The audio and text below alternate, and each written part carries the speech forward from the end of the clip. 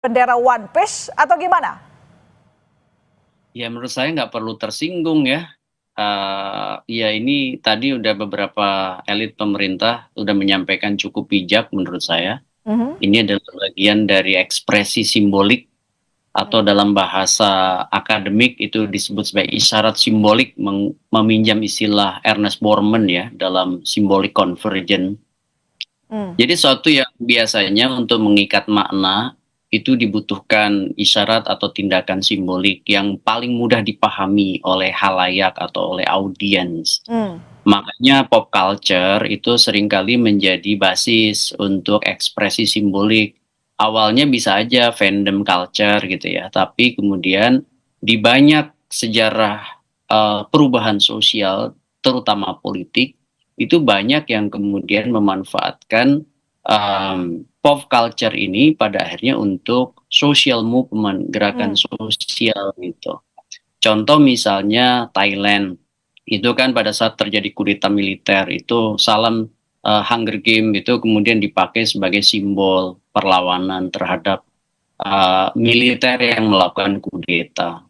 Ya. Kemudian misalnya kata-kata Konoha, ya kan Hmm. Wakanda, ini kan Hmm. semua dari Ya. pop culture ya. Ya, pop culture sudah biasa kita gunakan ketika adanya rasa mengekspresikan kekecewaan misalnya kan, atau menyampaikan koreksi. Tapi dari munculnya bendera One Piece, ada beberapa yang tampaknya cukup alergi nggak menurut Anda dengan pop culture yang disampaikan dalam berekspresi? Ya memang ada pernyataan yang menurut saya masuk kategori jumping conclusion gitu ya. Hmm.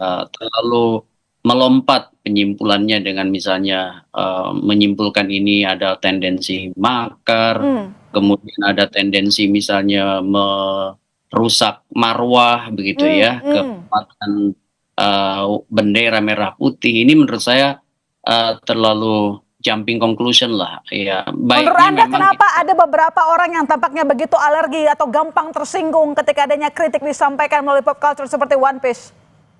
ya karena mungkin tidak melihat secara komprehensif Oke. ya. Tidak melihat dari banyak variabel, terutama berbasis bukti Hmm. atau evidence base. Jadi begini, kalau kita lihat misalnya beberapa teman yang melakukan riset Hmm. digital terkait dengan perkembangan One Piece ini kan awalnya sangat organik begitu ya, Ya, benar. terjadi di para netizen, kemudian sebagai bentuk kreativitas, sebagai bentuk Hmm. ekspresi. Dan dalam banyak hal masih bisa ditolerir karena tidak ada Ya. narasi yang mengarah ke makar, tidak Ya. ada narasi juga yang mengarah pada Oke. delegitimasi dari pemerintah. Ya, baik, berarti menurut Prof. Gun-Gun ini tidak ada unsur provokasi, tetapi murni dari mengekspresikan diri. Ya, saya Oke. bilang ini organik ya, Oke. dan apakah ke depan ada free rider ya ini harus dilihat dengan cermat oleh Oke, pemerintah, lebih jangan dalam lagi jangan begitu ya. Tapi sebelum iya. saya lanjutkan lagi pertanyaan kepada Prof. Gun-Gun, kita simak dulu pernyataan perwakilan One Piece Indonesia soal makna di balik bendera Jolly Roger. Saya malah menyayangkan kepada orang yang belum paham cerita One Piece ini dan menyebut ini sebagai makar. Bahwa One Piece ini itu dilambangkan sebagai harapan. Itu mempunyai nilai positif. Bendera ini sendiri bukan merupakan sebuah bendera tandingan, menurut kami ya. Lebih kepada bentuk berekspresi. Tanggapan Prof. Gun-Gun seperti apa? Dari pihak One Piece Indonesia mengatakan ini adalah bentuk ekspresi, tetapi ada simbol negara dibuat mepet sama bendera One Piece, itu masih bisa dikatakan berekspresi murni tanpa merendahkan simbol negara, Prof? Iya, kan simbol negara masih berada di posisi atas ya Ya. kan.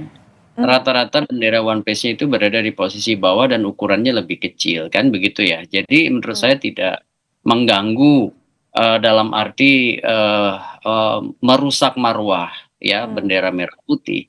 Kemudian juga kalau kita lihat ya persebaran One Piece ini di berbagai kanal warga itu menurut saya belum mengarah pada hal-hal yang sifatnya destruktif, ya kan? Oke. Bahwa ada narasi-narasi kritik, ada semacam ekspresi kegundahan. yaitu bagian dari suara yang memang harus diakomodir dalam demokrasi ya. Mhm. Ya, suara yang menyuarakan suara berbeda itu hal lumrah dalam konteks demokrasi. Ya, jadi jika kreativitas dituduh provokasi, ini bahaya tidak bagi demokrasi?